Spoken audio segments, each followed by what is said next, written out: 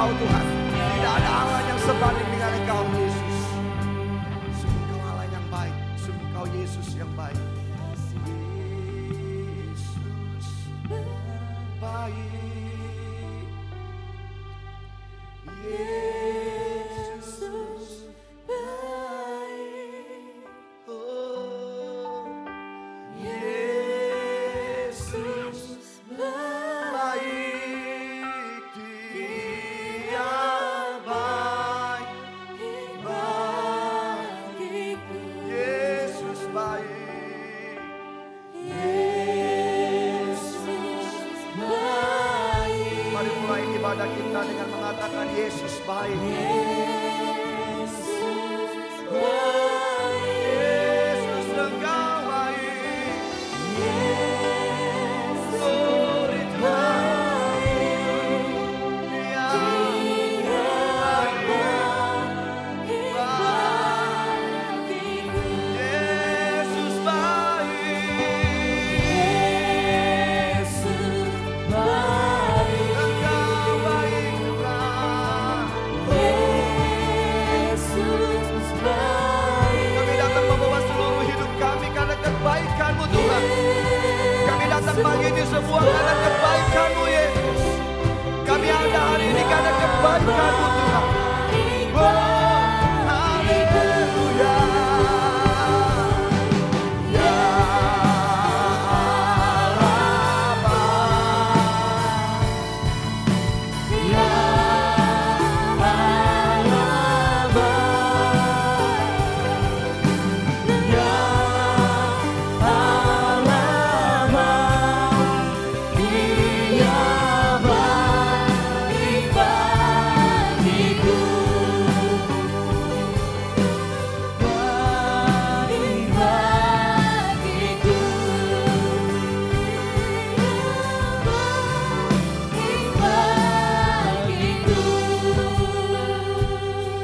Selamat pagi Bapak Ibu semuanya, Shalom.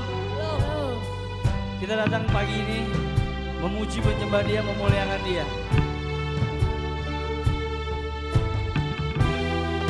Tidak ada kata yang lain, hanya Dia yang kita puji, Dia yang kita sembah. Dia baik, Dia sangat-sangat baik. Ketika kita mencari hadirat-Nya, kesembuhan terjadi, kelepasan terjadi, kemenangan terjadi bagi kita semua. Kita boleh datang pagi hari ini, tapi belum tentu kita menikmati hadirat Tuhan. Belum tentu menemukan hadirat Tuhan. Tapi kita percaya ketika kita datang ke sini, mencari hadiratnya dengan sungguh-sungguh, Dia Tuhan memberikan dirinya untuk dapat didapatkan, ditemui untuk kita. Kita temukan Tuhan di hadiratnya Tuhan. Dan karena kita perlu Dia. Karena kita butuh Dia. Semua percaya kita dapat menemukan hadiratnya pada pagi hari ini. Yes, saya undang untuk bangkit berdiri. Beri kemuliaan buat Dia. Haleluya.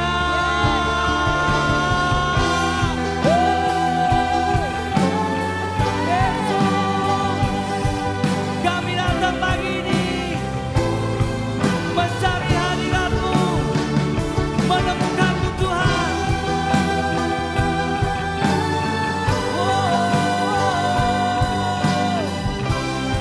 Amin.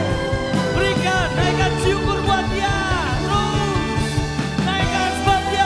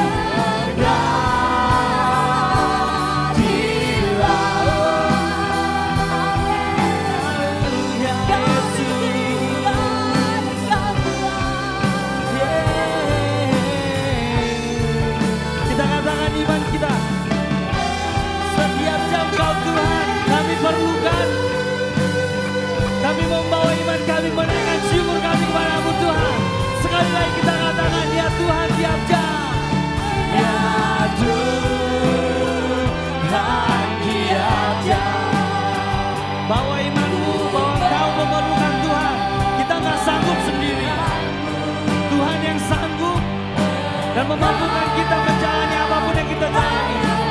Sebab Dia yang mampu memampukan kita melakukan segala perkara dengan kerinduanmu. Katakan sedih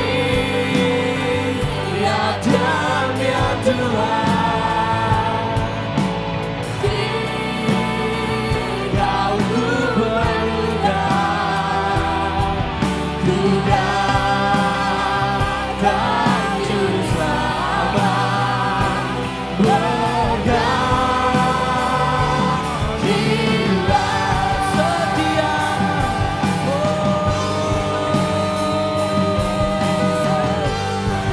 Haleluya, kami sembah, kami naikkan syukur.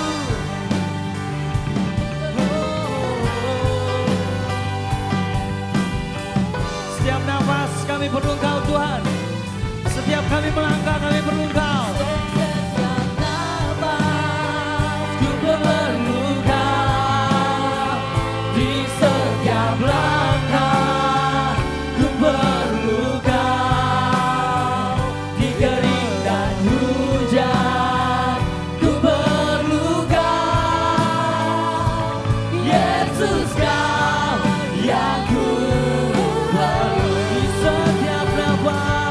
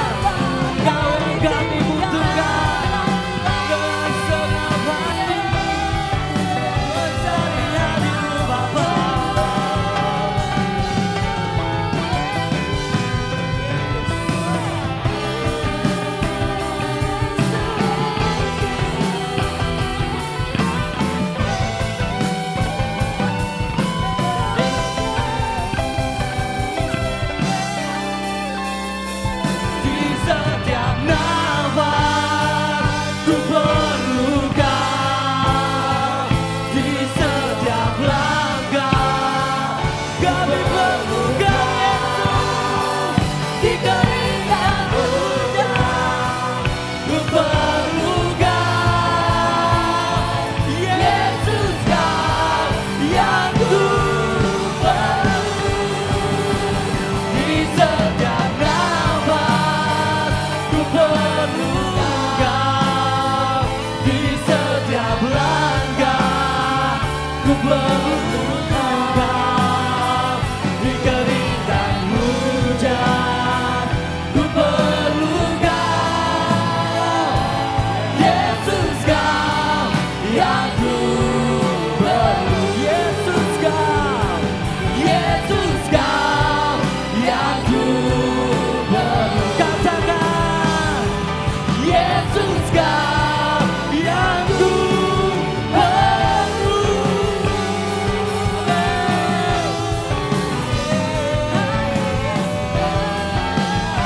Haleluya. Kami perlu Kau, setiap nafas, setiap langkah. Kami butuh Engkau Tuhan, hanya Engkau sumber segalanya. Yes, beri kemuliaan buat Tuhan. Haleluya.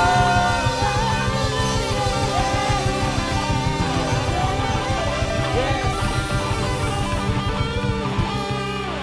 Setiap nafas kami, setiap langkah kami Tuhan, kami membutuhkan Kau Tuhan. Pagi ini Yesus, apapun keadaan kami mau tetap bersorak-sorai memuji memuliakan nama-Mu Tuhan.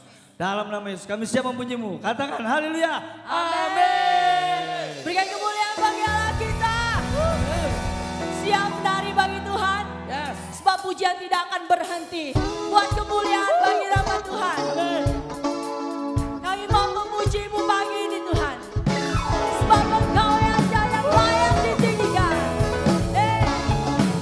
Semua yang bergoyang bagi Tuhan. Haleluya. Katakan, ku kan memuji Tuhan selamanya. Mari semua tinggikan Dia, nyanyikan anugerahnya selamanya. Mari semua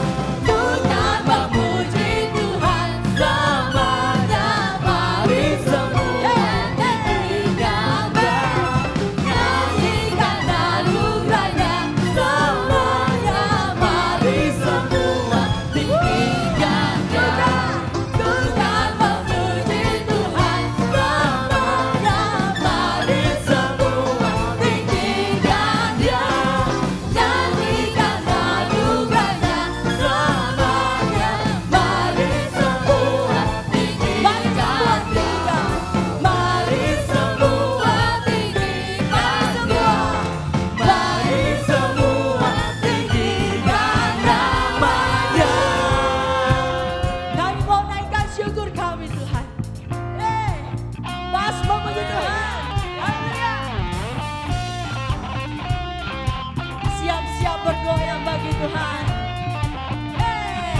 Wajahku tak akan berhenti memuji, meninggikan nama-Mu, selalu menari, memuliakan-Mu. Amin. Dibebaskan, dibangkitkan, hidup yang Kau berikan kini hanya untuk-Mu, takkan berhenti. Meninggikan nama-Mu. Amin. Sebab kami dibebaskan Tuhan. Dibebaskan, dibangkitkan, hidup yang Kau berikan kini hanya untuk-Mu.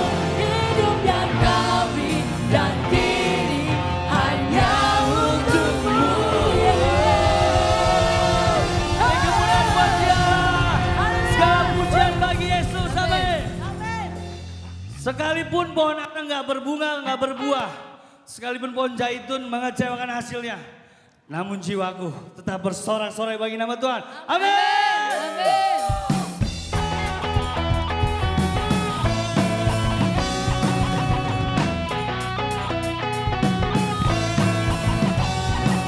Semua bersorak-sorai buat Tuhan. Bersorak-sorai, muliakan namanya, yang berperang ganti kita. Gak kedengeran mana suaranya.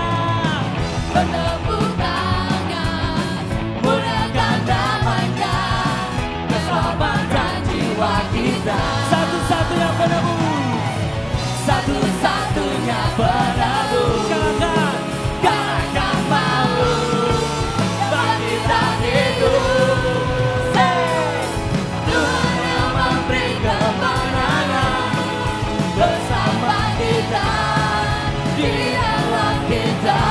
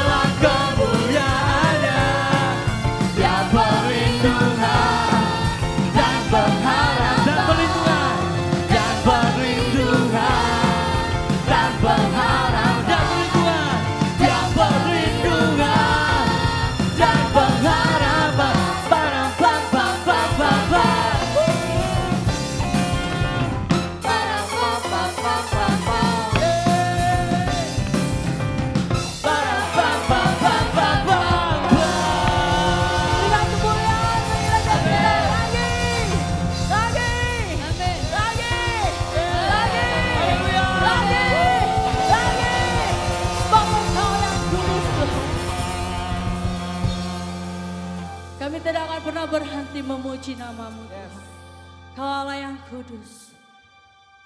Segala pujian, segala hormat hanya bagi Engkau Tuhan.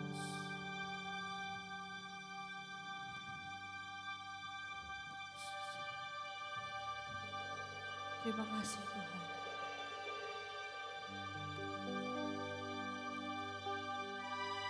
Haleluya.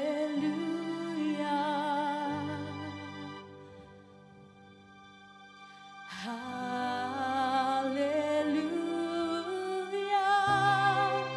for the Lord God Almighty reigns.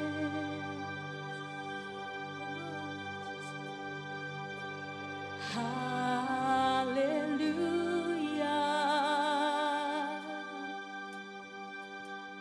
hallelujah, for the Lord God Almighty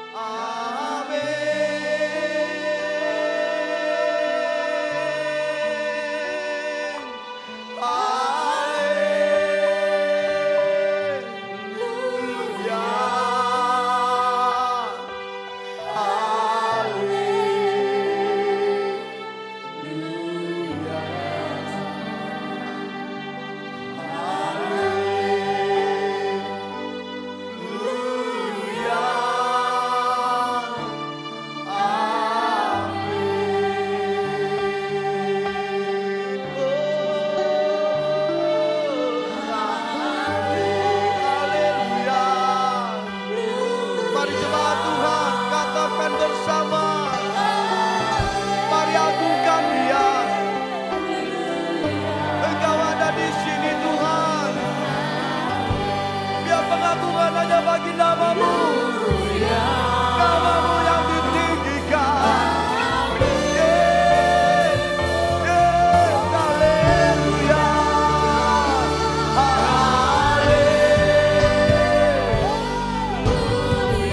Segala puji bagimu Tuhan.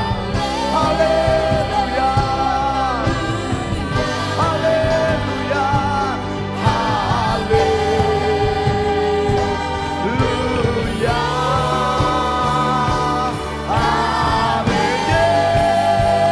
Haleluya. Haleluya. Berikan yang terbaik buat dia. Pengagungan, penghormatan, kejayaan hanya punya Engkau Yesus. Haleluya.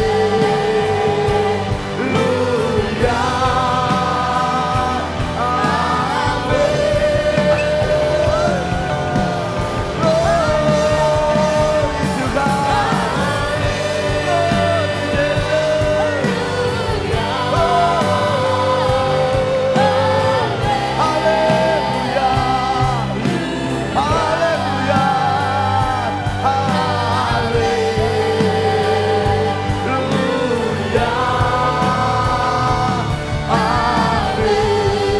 Mari jemaat Tuhan, katakan yes.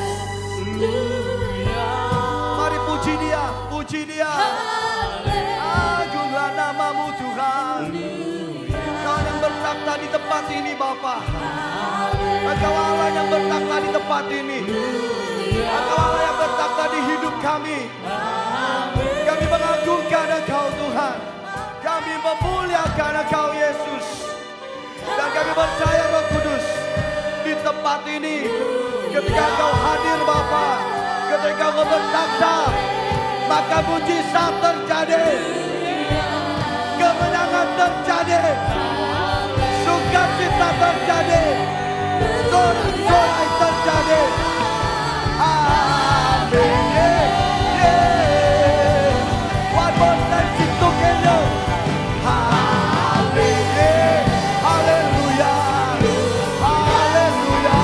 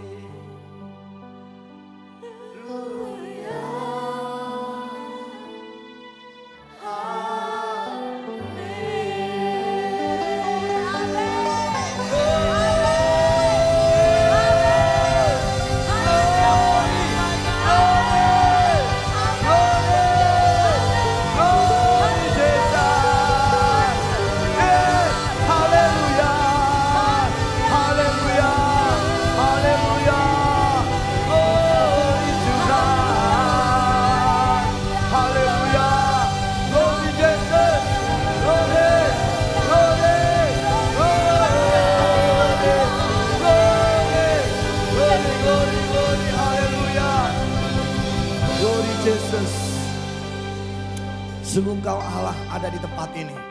Sungguh Engkau Allah ditinggikan di tempat ini. Kami memuliakan Engkau dengan seluruh hidup kami. Seluruh keberadaan kami semua karena anugerah Engkau Tuhan. Engkau Allah yang kudus, Allah yang ditinggikan, dimuliakan. Engkau yang bertakhta sekarang dan selamanya Tuhan.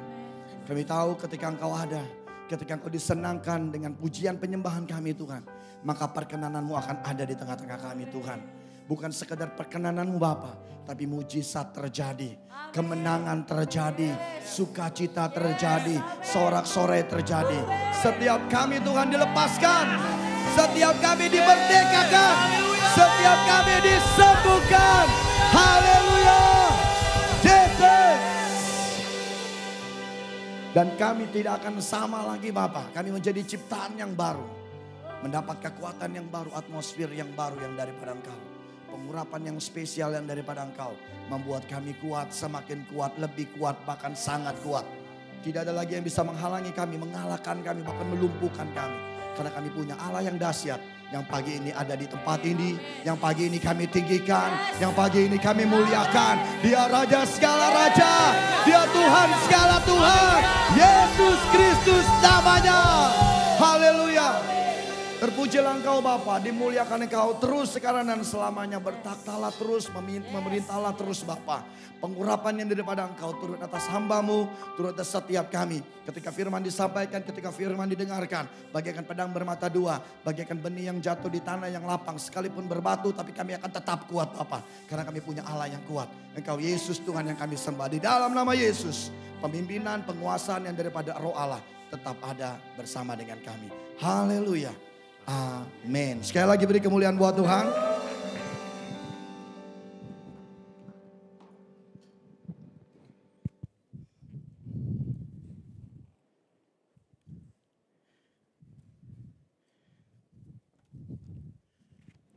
Shalom.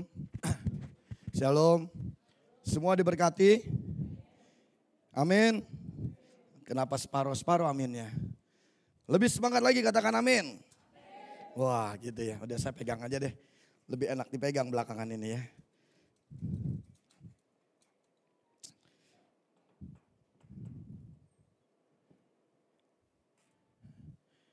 Saya percaya bahwa Tuhan ada di tengah-tengah kita pagi ini, amin. Amin. Dia selalu ada di setiap kita ketika kita memuji, ketika kita menyembah. Dia selalu ada, dia suka. Dia suka disenangkan, ya kan. Kenapa Bapak Ibu semua penyembahan itu menjadi hal yang penting buat orang Kristen? Karena kita aja sebagai manusia itu disembah paling senang ya. Jangan disembah, baru dipuji-puji aja udah senang, apalagi disembah. Nah sama, Tuhan kita adalah Allah yang paling senang, paling disukakan ketika kita datang ke tempat Dia, kita datang ke hadirat Dia, kita datang dengan pujian penyembahan. Bukan berarti tangisan, bukan berarti doa tidak diperlukan. Tetapi ketika Tuhan disenangkan, layaknya seperti seorang bapa. Ketika anak berhasil menyenangkan bapaknya, pasti semua yang diminta akan diberikan. Amin. Amin. Artinya kalau kita punya kebutuhan, kita punya keperluan apapun itu, apapun bentuknya, mari datang sama Tuhan. Bukan sekedar doa, tapi naikkan pujian penyembahan ya. Oke? Tetap semangat buat Tuhan. Tapi saya bersyukur bahwa makin hari saya lihat ini tim PW walaupun sudah absen 3 bulan, makin hari makin luar biasa ya. Makin minggu saya lihat makin Tuhan berikan lagi. Ya secara manusiawi saya harus katakan terkadang ketika kita mulai tidak aktif seperti ini di rumah, ibadah online ya dengan situasi dan kondisi, tapi banyak sekali kekurangan yang bukan cuma saya percaya Bapak Ibu, tapi saya sendiri merasakan ada yang kayaknya kurang gigit gitu ya. Tapi ketika kita berkumpul seperti ini rasanya plong, rasanya luar biasa ya. Makanya tapi tetap yang utama adalah jaga kesehatan. Amin. Amin. Dalam kondisi gini jaga kesehatan, kemanapun kita pergi pastikan bahwa masker, jaga jarak. Physical distancing itu penting banget ya. Jadi bukan cuma social distancing tapi juga physical. Jadi dua-dua ini harus dijaga karena kita nanti ke gereja, kita ketemu dengan rekan-rekan pelayanan, sama-sama anak Tuhan. Jangan sampai akhirnya ada satu orang di antara kita yang sakit. Nah ya bukan berarti kita takut untuk sakit. Kita punya Allah yang memang luar biasa. Tapi kita punya hikmat untuk tetap jaga kesehatan ya. Jaga jarak. Oke, hari ini saya mau sampaikan, gak tahu kenapa ya. Ternyata memang 1 bulan ini Tuhan kasih temanya sama. Saya mau bicara Esther tapi tetap gak bisa. Esther gak tahu ya, kayak kalau orang menikah hamil jangan sampai jadi hamil tua gak keluar gitu ya. Saya kepengen keluarin gitu, bahaya kalau udah 40 minggu gak keluar gimana anak di dalam kandungan ya. Ini udah berapa lama, udah 1 tahun lebih. Esther ketahan terus. Saya sempat kasih lihat ke istri saya catatan tentang Esther. Kebayang Bapak Ibu semua, Esther itu baru 2 pasal, saya udah 2 halaman di catatan handphone saya. 2 pasal 2 halaman, saya nggak tahu kalau nanti sampai dengan selesai berapa halaman yang harus disampaikan. Tapi hari ini saya mau bicara hal yang topiknya masih sama. Temanya masih sama, artinya mirip-mirip, nggak sama persis. Temanya adalah kuat karena dihimpit. Iya, ini temanya. Anak saya tanya kemarin, anak saya yang besar tanya, dihimpit itu apa gitu ya? Iya. Jadi ini bahasa yang memang ya bahasanya memang agak sulit, dihimpit. Bapak Ibu tahu dihimpit? Tertekan ya, tertekan, ditekan gitu loh. Maklum ya, dia ngomong karena memang bahasa Indonesianya selalu kacau balau sekarang dia kalau ngomong. Jadi saya mencoba menerjemahkan kalau dia ngomong. Jadi dihimpit itu sulit. Artinya tertekan, dihimpit itu artinya mendapatkan pressure. Artinya bisa berdiri juga, artinya bersama-sama dia ada. Artinya dia bisa jauh, dia bisa dekat. Artinya kenapa? Karena dihimpit itu bisa jadi tekanan datang itu padahal jauh. Tapi bisa jadi tertekan. Kayak contoh sekarang kita dihimpit dengan yang namanya virus corona. Nggak ada yang kelihatan. Di mana bisa ngeliat virusnya. Tapi kita ini sekarang lagi terhimpit. Kita nggak tahu di sekitar kita ada apa nggak ada. Sama sebenarnya. Makanya saya kasih tema kuat karena dihimpit. Ya, sama-sama katakan kuat karena dihimpit. Kalau nggak dihimpit menjadi kuat itu biasa.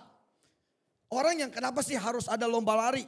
Kenapa harus ada lomba lari? Dan lomba lari itu banyak macam.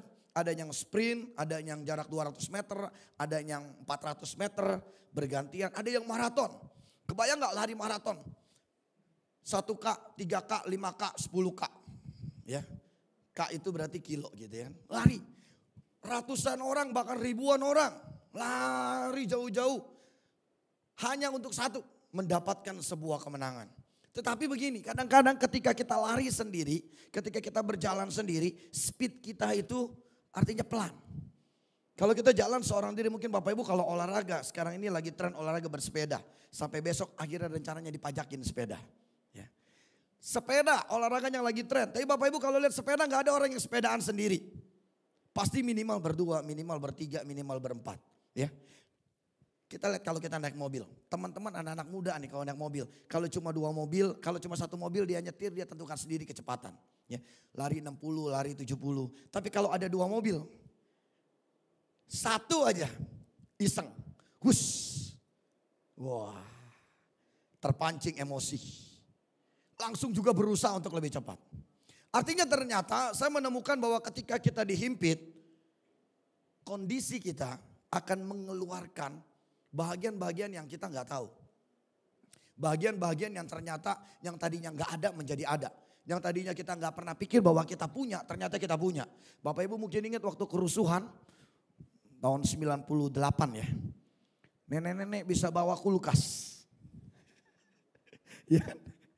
Didesak dengan situasi, kenapa? Dikejar sama tetangganya karena tetangganya juga pengen dapat kulkas. Jadi dia kuat ngangkat kulkas, takut ketangkep, buru-buru. Kulkas lu gak usah yang 2 pintu, 1 pintu aja. Bukan soal beratnya, bawanya gampang gak? Bawanya susah, besar.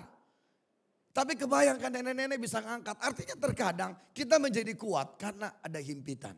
Kita menjadi kuat karena kita mendapat tekanan. Yuk kita buka dulu Alkitab. Supaya sama-sama kita bisa baca, kita jadi memahami apa sih. 2 Korintus pasal 4. Jangan bukan yang Matiusnya dulu ya. Kita buka dulu 2 Korintus pasal 4. Itu temanya saya ambil memang di Matius pasal 13 ayat 24 sampai 30. Tapi kita buka 2 Korintus pasal 4. 2 Korintus pasal 4 ayat yang ke-8. Sudah ketemu Bapak Ibu semua? 2 Korintus pasal 4. Slide-nya kalau ada bisa ditampilin. 2 Korintus pasal 4. Ya, ayat yang ke-8. Saya mau baca tapi bukan di terjemahan yang biasa. Ini ada mungkin yang pegang Samsung bisa buka di terjemahan sederhana Indonesia.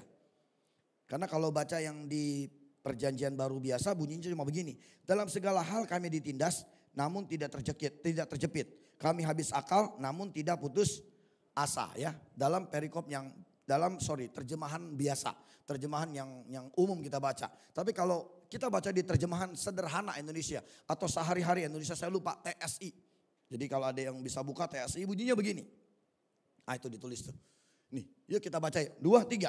Karena itu, biarpun kami sering kali ditindas dari segala arah. Sering kali, bukan sekali, tapi sering. Sering itu artinya lebih dari sekali, beberapa kali. Waktunya gak menentu, waktunya bisa hari ini, satu hari bisa 3 kali, satu hari bisa 4 kali. Satu hari bisa setiap jam, kayak tadi pujian. Setiap jam ya Tuhan. Nah, bisa jadi setiap jam kita ditindas. Nah, setiap jam sering kali kami ditindas.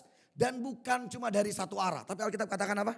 Dari segala arah, artinya dari kiri, kanan, depan, belakang. Mertua, anak, mantu, cucu, semuanya nindas. Ini namanya keluarga penindas. Ya, kasihan banget. Bunyi lagi Alkitab katakan, dari segala arah. Terus tetapi kami tidak. Coba kita artikan dulu ayat ini supaya kita paham artinya ayat ini ya. Biarpun kami sering kali ditindas dari segala arah, tetapi kami tidak hancur. Kira-kira yang sering ditindas gak hancur itu seperti apa? Nah, seperti apa? Bapak Ibu ingat ada bola kecil? Coba bola kecil sering digenggam. Dari segala arah diputer, kira-kira dia kembali lagi gak bentuknya? Kebayang ya? Kebayang ya bolanya seperti itu. Terus berkata seperti ini. Biarpun kami sering tidak tahu jalan keluar. Ayatnya ayo sama-sama dibaca lagi. 2, 3. Biarpun kami sering tidak tahu jalan keluar dari masalah yang kami hadapi. Tetapi kami tidak pernah putus. Kalau kita baca ayat ini kira-kira ketemu gak jalan keluarnya? Halo? Biarpun kami sering tidak tahu jalan keluar dari masalah yang kami hadapi. Tetapi kami tidak putus. Yuk kita baca. Sering tidak tahu jalan keluar dari masalah yang kami hadapi. Tapi kami gak putus asa. Kira-kira tahu gak? Ketemu gak jalan keluarnya? Yang benar itu. Soalnya memang kagak ada koma. Yang pasti artinya kalaupun sampai gak ketemu gak boleh putus asa, ya.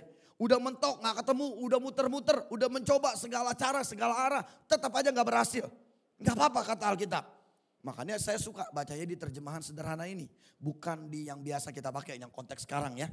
Karena kalau yang konteks sekarang simple banget kalimatnya. Tapi kalau pakai ayat yang ini lebih kena. Nah kita balik, kuat karena dihimpit. Nah ayatnya kita ambil di Matius pasal yang ke-13 ayat 24 sampai 30. Ini cerita tentang gandum. Lalang bersama-sama dengan gandum. Matius pasal yang ke-13. Ini sudah sering banget diomongin ya. Matius pasal 13 ayatnya ke-24 sampai yang ke-30. Firman Tuhan berkata seperti ini, saya coba bacakan.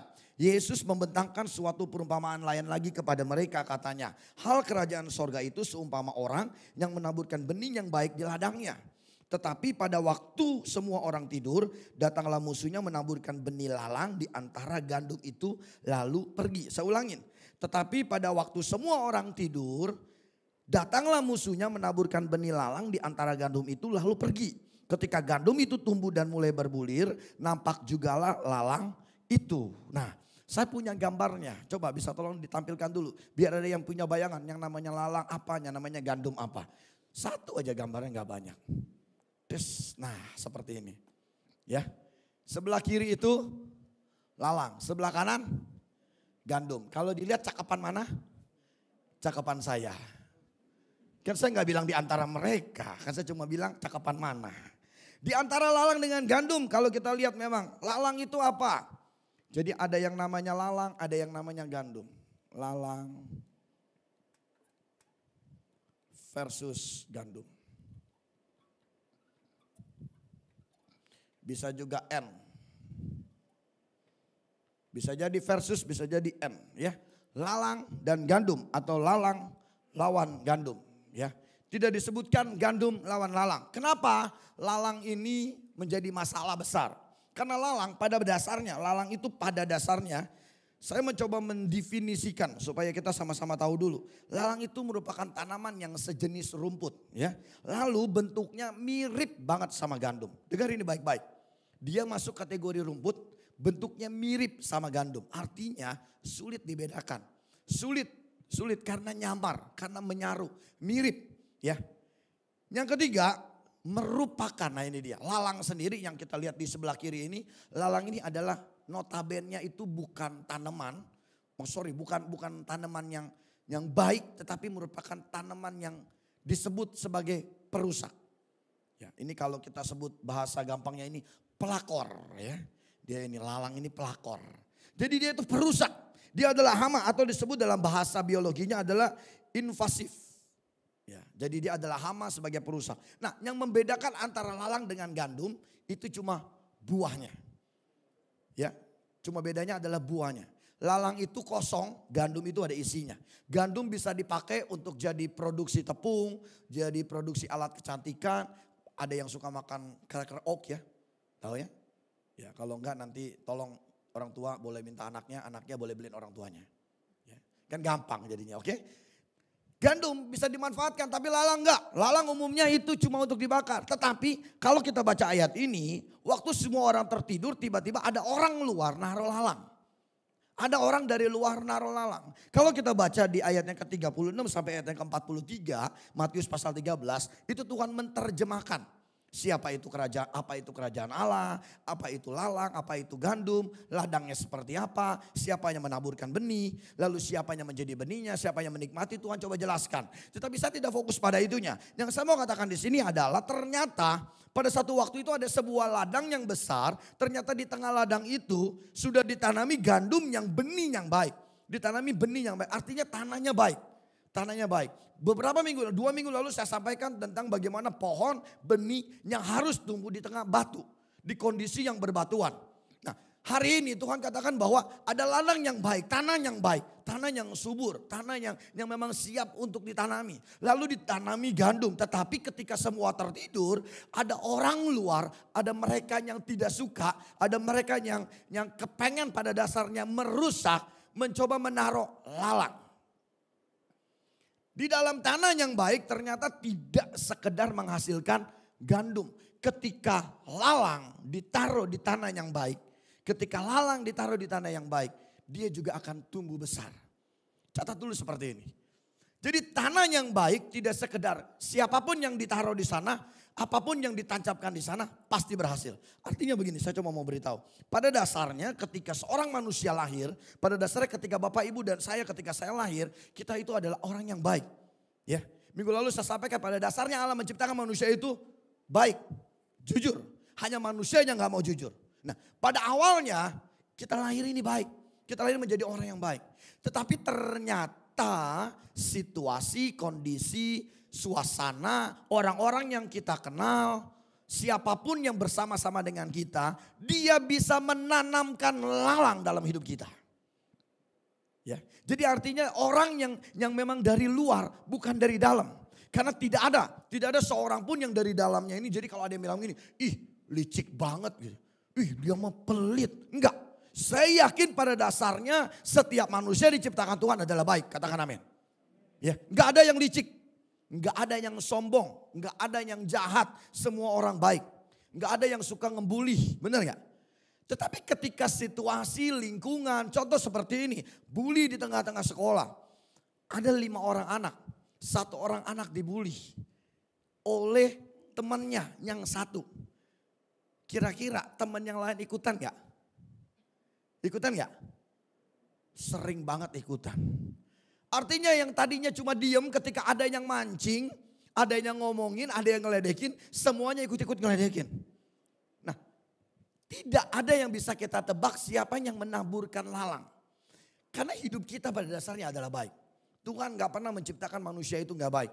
Dia menciptakan kita serupa dan segambar. Saya yakin hari ini Bapak Ibu semua, kalau ada yang bilang Bapak Ibu jadi orang yang licik, jadi orang yang pelit, jadi orang yang sombong, jadi orang yang gak tahu bersyukur. Saya mau bilang hari ini, Tuhan tidak pernah ciptakan kita seperti itu. Amin. Amin. Jadi jangan pernah ngomong saudaramu, temanmu, siapapun, engkau katakan bahwa dia itu belagu, dia itu sombong, dia itu picik. Enggak, karena dia adalah ciptaan Tuhan. Ketika kita tahu seperti itu, jangan pernah kita menaruh lalang. Alkitab katakan orang dari luar hidup kita, hidup teman kita, hidup saudara kita. Di kiri, kanan, depan, belakang kita hari ini. Anak kita, orang tua kita. Orang tua hati-hati jangan pernah naruhin lalang. Alkitab katakan, hai bapak-bapak, jaga perasaan anakmu. Jangan sampai anakmu sakit, ya kan? Perasaannya. Hai anak, hormati orang tuamu. Kenapa? Jangan sampai orang tuamu sakit hati. Jangan kita taruh lalang. Jangan kita menjadi orang luar yang menaruh lalang di dalam hidup seseorang. Alkitab katakan seperti ini. Waktu tertidur tiba-tiba datanglah musuhnya menaburkan lalang. Jangan kita menaburkan lalang menjadi musuh terhadap orang itu. Siapapun kita sebagai anak, sebagai orang tua, sebagai sahabat, sebagai rekan sepelayanan, rekan segereja, rekan di kantor, dimanapun jangan jadi lalang. Jangan kita taburkan. Prinsip dasar manusia bisa jadi ada ketidaksukaan. Kalau ada yang bilang begini, kita ini membawa dosa turunan Adam dengan Hawa. Enggak, kita bukan bawa dosa turunan. Enggak, kita tidak bawa dosa turunan. Ya, kita enggak bawa dosa. Kenapa? Karena kita udah dipatahkan dengan darah Yesus. Oke? Konsep itu kita pakai jadi kacau. Pada dasarnya manusia berdosa, enggak. Dasarnya manusia sudah lahir, Tuhan udah pulihkan dengan tubuh dan darah dia. Jangan lagi pakai konsep yang bahwa ini kita bawa dosa turunan. Sehingga karakter kita akhirnya gak baik. Alkitab katakan tadi ketika tertidur ada orang taruh lalang. Nah ini yang bahaya.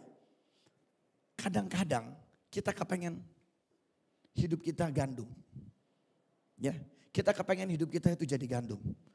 Tapi di tengah perjalanan hidup kita justru kita menaruh lalang. Dalam perkataan kita, dalam perbuatan kita, dalam tindakan kita. Akhirnya apa? Kita jadi lalang. Siapa sih yang gak kepengen jadi gandum? Semua gak pengen jadi gandum. Tetapi sering kali tanpa kita sadari perkataan kita, lirikan mata kita. Membuat orang ada perasaan apa? Kesel, sakit hati, kecewa, marah. Oh sebagai anak Tuhan mestinya gak boleh marah dong. Loh sebenarnya saya balikin lagi. Sebagai anak Tuhan jangan jadi lalang dong. Benar kan? Kita seringkali berkata kita harus kuat. Karena tadi saya mau tulis kuat karena dihimpit. Walaupun orang lain menerjang kita. Tapi sebelum saya sampai ke sana. Saya ingin pastikan bahwa hidup kita jangan menabur lalang di kehidupan orang lain. Ya, sekarang coba katakan kiri kananmu, katakan, aku minta maaf ya kalau aku sudah nabur lalang. Kita mulai dulu dari sini, dari hal yang sederhana. Katakan dulu kiri kanan, suami istri, bapak anak, maafin ya kalau udah nabur lalang. Lalang ini gak sengaja loh, gak sengaja. Bercanda aja di gereja sambil makan, nanti bisa ada yang marah. Kenapa? Karena gak sengaja perkataan keluar lalang. Tanahnya baik, saya mau bilang gak ada orang Kristen yang tanahnya gak baik. Semua hidup kita baik, gak ada yang gak baik. Tapi lalang ini yang bahaya. Biarkan seperti ayat ini. Musuh, iblis yang menaburkan lalang. Dan bukan kita yang menaburkan lalang untuk saudara kita. Amin. Amin. Pastikan dulu hari ini saya tidak mau jadi lalang buat teman saya. Saya gak mau jadi lalang buat saudara saya. Saya gak mau jadi lalang buat sahabat saya. Saya gak mau jadi lalang buat siapa lagi? Anak saya. Buat teman pelayanan, teman sekolah, teman gereja juga ya. Semua deh pokoknya jangan jadi lalang. Nah sekarang kita baru mulai lagi masuk kepada kuat karena dihimpit. Nih, saya mau bilang seperti ini. Saya ingin pastikan dulu tadi bahwa kita gak ada yang jadi lalang. Tapi ada yang pasti jadi lalang. Yaitu orang yang tidak menyukai kita. Ya, saya ulangin sekali lagi. Ada yang pasti jadi lalang. Orang yang tidak menyukai kita. Jangan bilang iblis. Alkitab gak ngomong iblis. Benar ya? Memang di terjemahannya oke, fine. Di ayat yang ke-36 sampai yang ke-43 diterjemahkan sama Tuhan, diartikan. Tetapi ayat ini berkata, datanglah musuhnya. Artinya orang yang menaburkan lalang. Ada orang yang gak suka sama kita. Ada orang yang membenci kita. Tapi saya yakin di sini gak ada. Tapi orang di luar sana ada yang gak suka sama Bapak Ibu semua. Ada mereka yang tidak menyukai kita dan mereka menaruh lalang dalam hidup kita. Melalui perkataan, perbuatan, tindakan, segala macam. Atau suasana, lingkungan, kondisi, situasi. krisis ekonomi, persoalan ekonomi. Mesti bayar kontrakan, mesti bayar uang sekolah, mesti bayar beli buku. Tadi pagi saya sempat ngomong di bawah, ada yang namanya generasi sandwich. Nah sebenarnya ini ayat saya dapat mau saya bagi sama anak muda tapi nggak sekarang. Generasi sandwich, tahu kan? Lagi rame generasi sandwich itu. Roti di atas, daging, ham, telur, ayam semua di tengah, di bawahnya roti lagi dijepit. Ya, dijepit di atas. Generasi sandwich. Next time kita bicara generasi sandwich. Nah, artinya situasi dan lingkungan seringkali membuat kita pada akhirnya tertekan. Kondisi seperti ini, mau usaha apa aja nggak bisa. Situasi seperti ini, mau melakukan apa aja bingung. Kerja cuma ngejalanin doang. Ya udah minimal digaji, minimal dapat uang, minimal dapat makan. Teman kuliah saya baru kemarin WA saya minta tolong. Dia bilang begini, dia adalah pelukis dan dia bilang katanya dia butuh bantuan. Waduh kasihan juga sebenarnya. Tapi apa mau didaya, saya bilang saya bantu doa ya mas. Itu kan kalimat yang baik banget gitu. Bener kan? Kan gak bisa kasih apa-apa, aku pakai kata Alkitab. Emas dan perak gak ada padaku. Saya bantu doa saja. Kadang-kadang situasi membuat kita terjepit. Lalu bagaimana? Kita lalu bilang begini, ini kondisi seperti ini saya perlu Tuhan, saya butuh Tuhan. Sebenarnya Bapak Ibu semua, Alkitab katakan begini, alangkah bahagianya kalau kita ini masuk dalam area seperti itu. Masuk dalam area yang namanya pencobaan dan kesulitan. Coba dulu kita baca lanjutannya ya. Ayat yang ke-26. Ketika gandum itu tumbuh dan menjadi dan mulai berbulir, nampak juga lalang itu. Ayat 27. Maka datanglah hamba-hamba Tuan ladang itu kepadanya dan berkata, Tuan, bukankah benih baik yang Tuhan taburkan di ladang Tuhan? Bukankah benih baik yang Tuhan taburkan di ladang Tuhan? Dari manakah lalang itu? Jawab Tuhan itu, seorang musuh yang melakukannya. Lalu berkatalah hamba-hamba itu kepadanya, jadi maukah Tuhan supaya kami pergi mencabut lalang itu? Tetapi ia berkata, jangan. Nah ini dia pentingnya. Jangan cabut. Kenapa?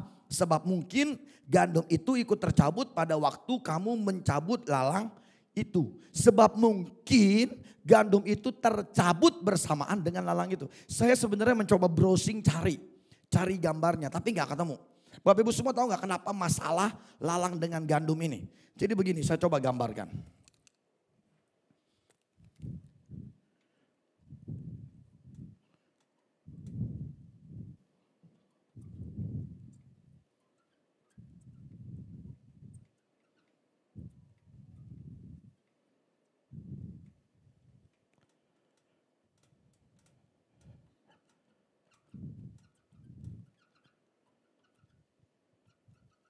Ya, kurang lebih seperti ini. Ya. Bapak Ibu mungkin kalau kita lihat lalang sama gandum kira-kira menurut gambar saya yang mana gandum yang mana lalang? Yang kiri apa yang kanan yang gandum? Yang kiri. Kalau saya mau taruh kanan boleh nggak? Ya memang ini saya gambar ini gandum nggak boleh. Niatnya memang udah gandum. Ya gandum dengan lalang. Saya cari gambarnya nggak ketemu Bapak Ibu semua. Saya browsing coba nggak ketemu. Sebenarnya begini, kenapa yang jadi masalah Alkitab katakan kenapa nggak boleh dicabut? Ya kita lihat nih. Tetapi ia berkata 29, jangan sebab mungkin gandum itu ikut tercabut pada waktu kamu mencabut lalang itu. Karena yang jadi masalah, lihat.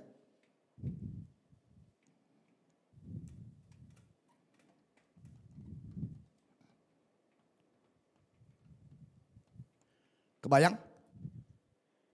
Kenapa nggak boleh dicabut? Karena akarnya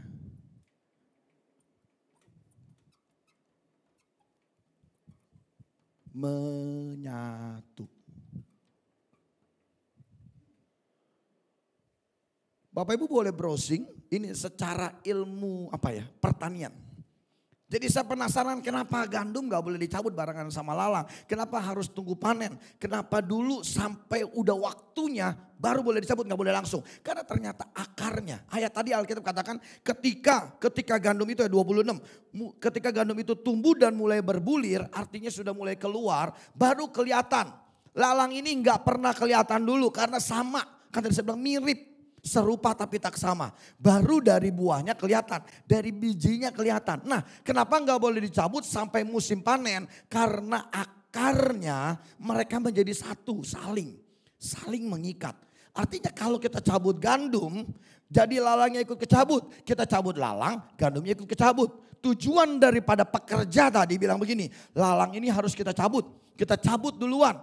Nggak bisa karena kalau lalang ini dicabut, gandumnya ikut tercabut. Kadang-kadang seperti ini Bapak Ibu semua. Masalah persoalan kamu nggak bisa selesai hari ini, nggak bisa selesai besok, baru selesai tahun depan, baru selesai bulan depan. Kenapa? Karena ada yang namanya prosesnya Tuhan, ada waktunya Tuhan, ada kairosnya Tuhan. Dimana kita nggak bisa mendahului.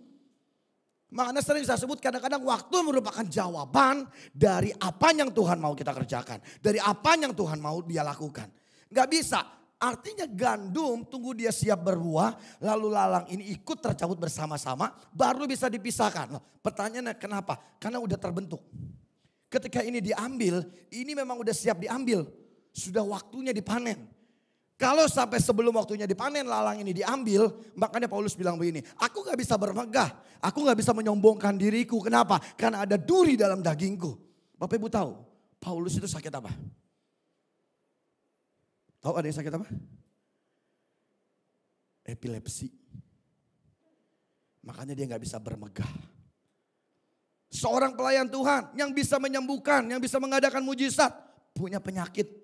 Sampai dia bilang ada duri dalam dagingku. Aku gak bisa bermegah.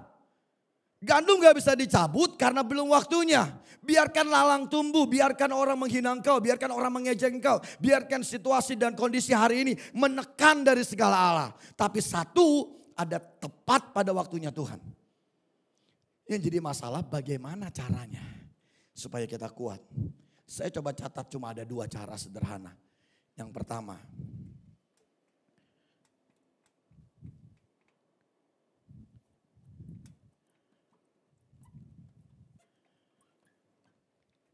akar yang kuat. Mungkin depannya bisa ditulis miliki. Kenapa? Karena terjadi persaingan. Bapak Ibu sudah saya sampaikan tentang akar. Benar ya? Enggak penting tapi sangat penting ya.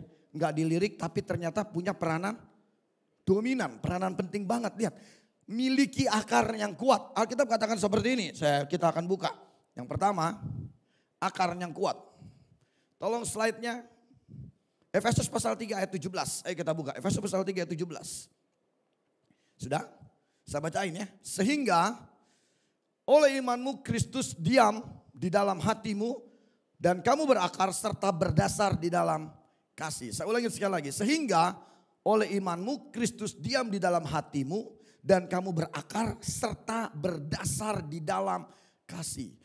Akar yang kuat, miliki akar yang kuat. Akar yang kuat itu bagaimana? Alkitab katakan iman di dalam Kristus itu merupakan akar yang kuat. Tetapi iman di dalam Kristus bukti nyatanya adalah kasih. Kita lihat bunyinya ya. Sehingga oleh imanmu Kristus diam di dalam hatimu dan kamu berakar serta berdasar di dalam kasih. Nih, kenapa saya pakai ayat ini? Gandum, walaupun dia tahu dia yang akan nanti dipanen, lalu dinikmati hasilnya, lalangnya akan dibuang. Tapi dia gak benci sama yang namanya lalang. Dia hidup berbagi. Oh masa saya mau berbagi dengan kesulitan? Saya gak mau berbagi dengan masalah, saya gak mau berbagi dengan persoalan. Kalau akarmu kuat, imanmu kuat. Saya baru aja menulis di Facebook saya, jadi biasa saya tetap ada temanya. Dan saya dapat tema untuk yang beberapa hari ke depan tentang iman. Ya, iman itu adalah dasar, tetapi iman itu bukan untuk melihat apa yang mau kita lihat. Dengar ini ya, iman itu bukan mantranya Tuhan, bukan jimatnya Tuhan, supaya kita bisa melihat apa yang mau kita lihat. Supaya kita bisa mendapat apa yang kita mau. Iman itu bukan kita alasan kita untuk percaya sama Tuhan, lalu minta sama Dia untuk menerima apa yang kita minta. Iman itu cuma satu. Kita tahu bahwa Allah turut bekerja dalam segala hal untuk mendatangkan kebaikan. Kasih. Efesus pasal 3 berkata bahwa dan kamu berakar serta berdasar di dalam kasih. Kita ternyata perlu lalang ini. Seperti Alkitab katakan bahwa manusia menajamkan sesamanya. Besi menajamkan besi, manusia menajamkan sesamanya. Kolose pasal 2 ayat 6 sampai 7. Saya nggak tulis di sini, ini baru saya dapatkan ayatnya. Kamu telah menerima Kristus Yesus. Kolose 2 ayat 6 sampai 7. Kamu telah menerima Kristus Yesus Tuhan kita. Karena itu hendaklah hidupmu tetap di dalam Dia. Ayat 7. Hendaklah kamu berakar di dalam Dia. Dibangun di atas Dia. Hendaklah kamu bertambah teguh dalam iman yang telah diajarkan kepadamu. Dan hendaklah hatimu melimpah dengan syukur. Orang yang mampu hidup berdampingan dengan lalang. Karakternya adalah dia suka bersyukur. Kenapa? Karena dia punya akar yang kuat. Enggak peduli masalah, enggak peduli kesulitan, enggak peduli orang ngomong apa. Satu yang saya tahu, saya punya Allah, Dia yang menjagai saya. Saya punya kasih terhadap situasi seperti ini. Dengan cara saya bersyukur. Akar yang kuat, iman di dalam Tuhan membuat gandum mampu tetap hidup menyerap. Enggak mati walaupun dia bersaing sama lalang. Yang kedua adalah miliki, ini yang penting, pikiran Kristus. Kita kembali kepada Matius dulu ya. Matius pasal 13 tadi katakan seperti ini. Tetapi ia berkata, jangan, sebab mungkin gandum itu ikut tercabut pada waktu kamu mencabut lalang itu. Itu dia. Di ayat yang sebelumnya, jawab Tuhan itu, datanglah musuhnya menaburkan benih, ketika gandum itu tumbuh dan mulai berbulir, nampak jugalah lalang itu. Ketika gandum ini memiliki akar yang kuat, dia akan tumbuh bersama dengan lalang. Lalu kita lihat ayat berikutnya. Ada pelayan-pelayan yang bilang begini, udah kita cabut aja. Cabut aja lalangnya. Tetapi Tuhannya bilang jangan. Aneh. Jangan kata Tuhannya. Makanya saya bilang mari kita miliki pikiran Kristus. Kita buka di Yakobus pasal 1. Yakobus pasal 1. Yakobus pasal 1 ayat 2 sampai 4. Ayo. Yakobus pasal 1 ayat 2 sampai 4. Udah, kita lihat di depan, kita bisa baca. Coba kita baca, 2, 3, ada yang bisa lihat di depan? Udah, ayo kita baca, 2, 3. Saudara-saudaraku,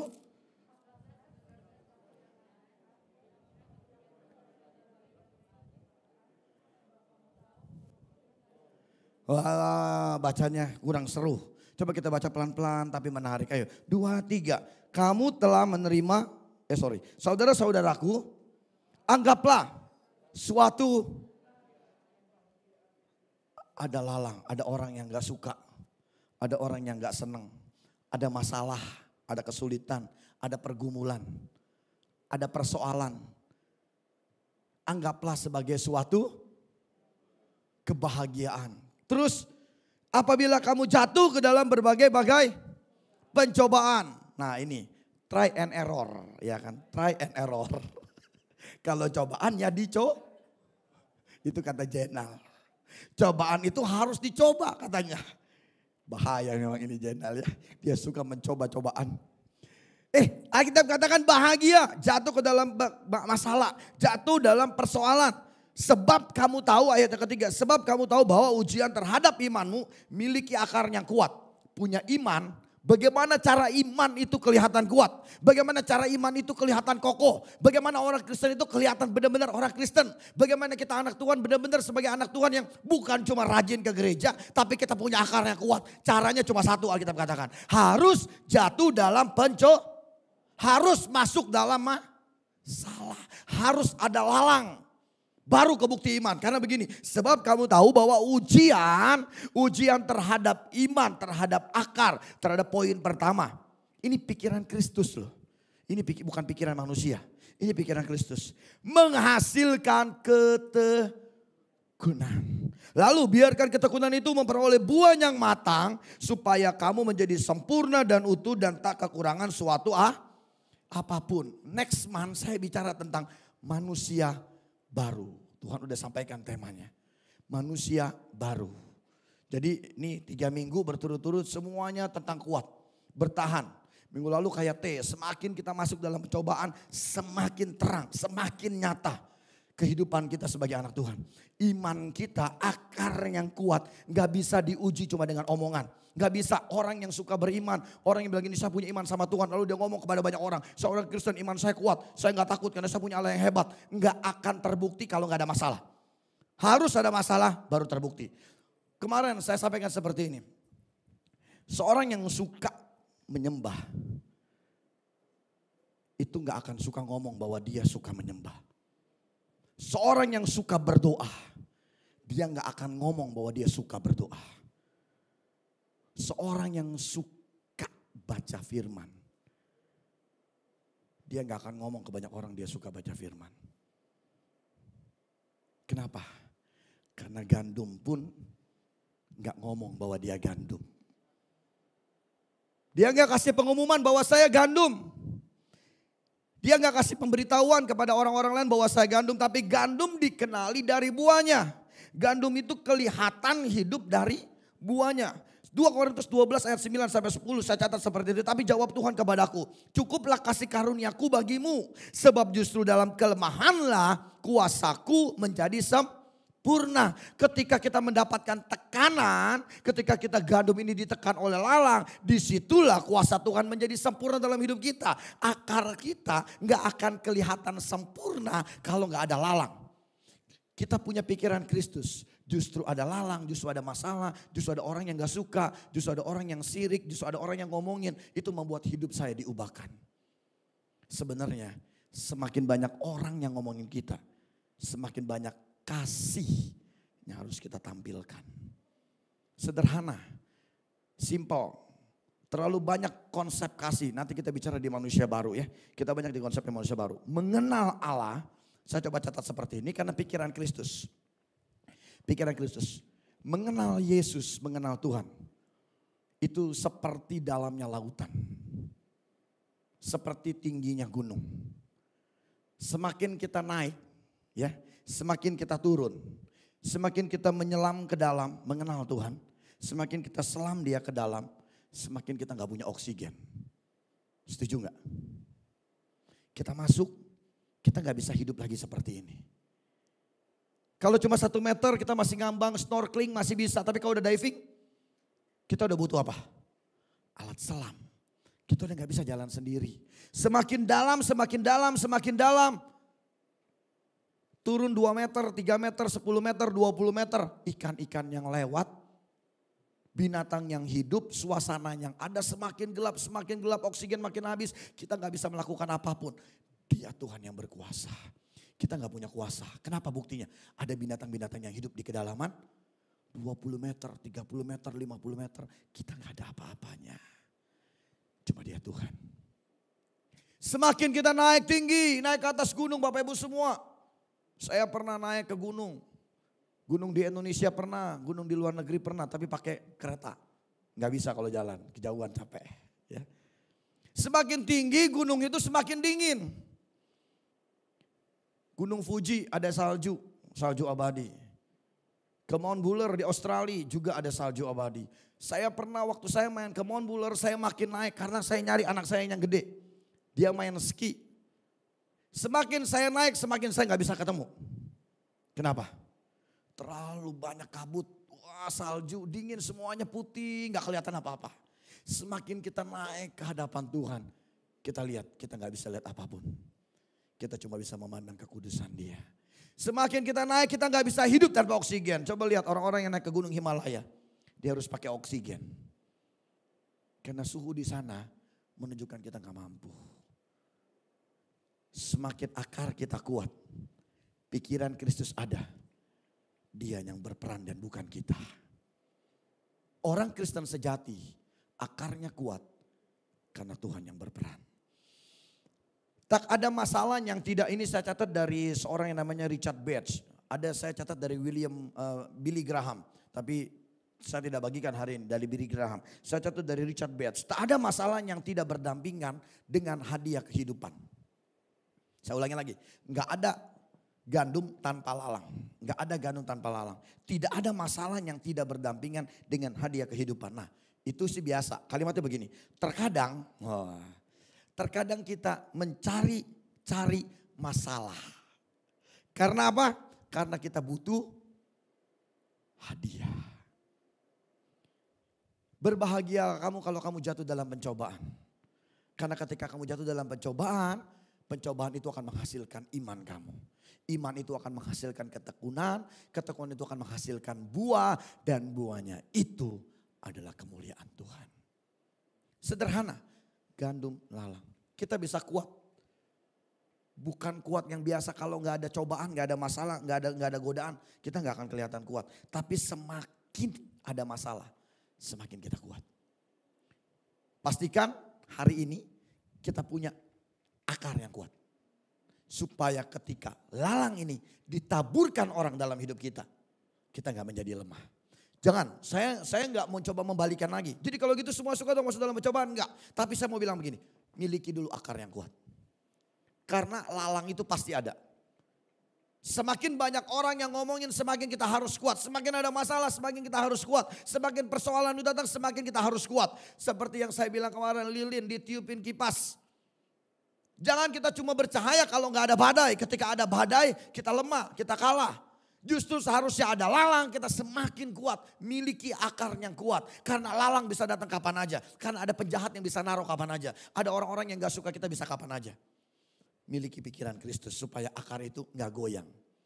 Karena pikiran Kristus, pencobaan-pencobaan yang kamu alami adalah pencobaan biasa yang tidak melebihi kekuatanmu. Justru dalam kelemahanmu lah, kelemahanku, kelemahan kita, kuasa Tuhan nyata sempurna. Amin. Bukan senang jatuh dalam pencobaan. Ingat ya, bukan senang. Tapi siap menghadapi pencobaan. Amin. Ya jangan senang loh. Kalau senang nanti tadi. Coba ya dicobain cobaan. Enggak. Senang enggak. Tapi siap menghadapi kesulitan. Karena kita punya pikiran Kristus. Amin. Tuhan Yesus memberkati. Silakan para WL.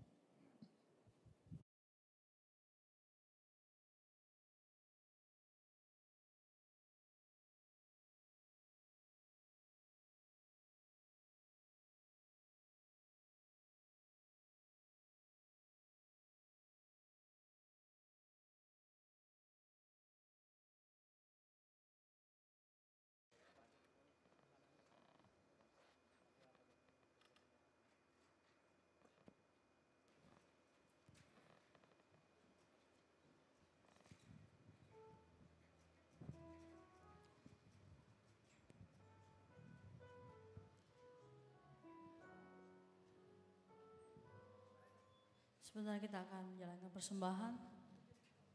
Kita mau kasih untuk pekerjaan Tuhan. Sebab kasih Allah tak berkesudahan.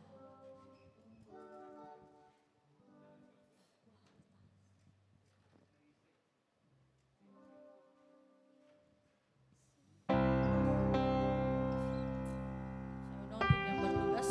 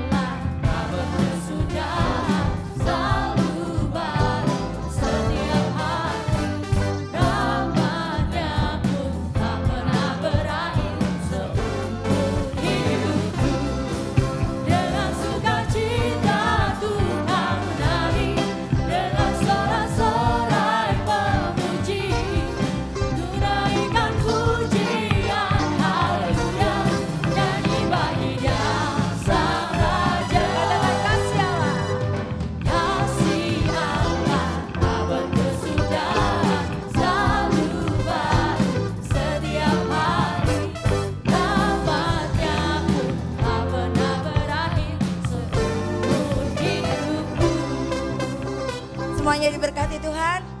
Amin ya. Terima kasih buat persembahannya.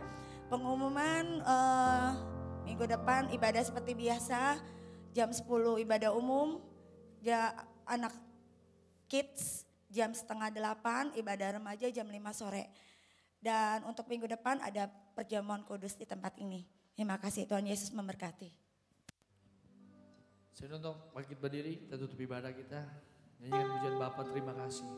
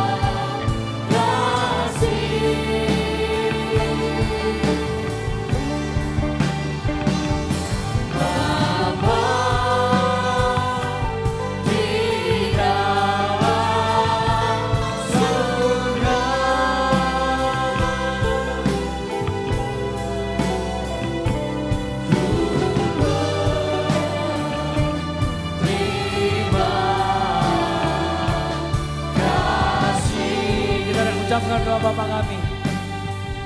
Bapa kami yang di surga, dikuduskanlah namamu. Datanglah kerajaan-Mu, jadilah kehendak-Mu di bumi seperti di surga. Berikanlah kami pada hari ini makanan kami yang secukupnya, dan ampunilah kami akan kesalahan kami, seperti kami juga mengampuni orang yang bersalah kepada kami.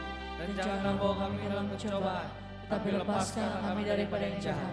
Karena Engkaulah yang punya kerajaan dan kuasa dan kemuliaan sampai selama-lamanya.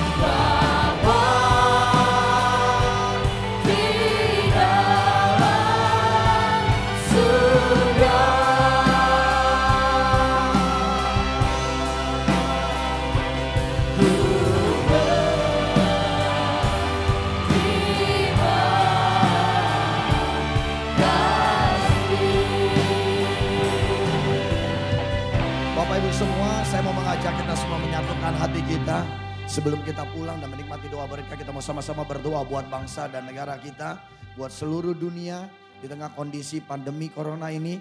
Biar kiranya semua berlalu dengan penyertaan Tuhan. Biar kiranya semua kita dikuatkan, disehatkan karena kita punya Allah yang menyegarkan.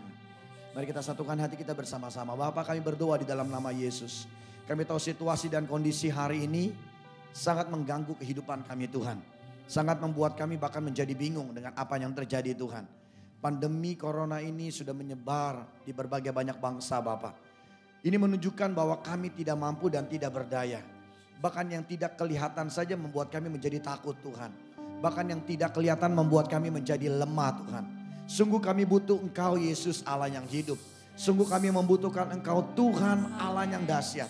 Sebab itu kami berdoa Bapak di tengah situasi dan kondisi ini Bapak. Biar kiranya Engkau segera memulihkan situasi ini Tuhan.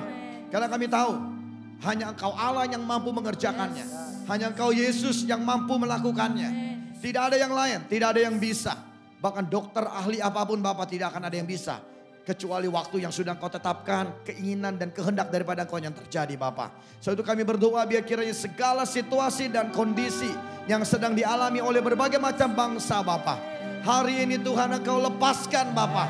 Engkau lepaskan di dalam nama Yesus. Ampuni setiap salah, setiap dosa yang diperbuat oleh setiap kami Tuhan. Biar kiranya Engkau saja yang ditinggikan, diagungkan Bapak. Sungguh kami sudah mengakui bahwa tidak ada yang mampu selain Engkau Yesus. Yang tidak kelihatan ini hanya bisa dikuatkan, dikalahkan oleh Engkau Yesus seorang diri Bapak. Kami bersyukur karena kami punya Allah yang dahsyat.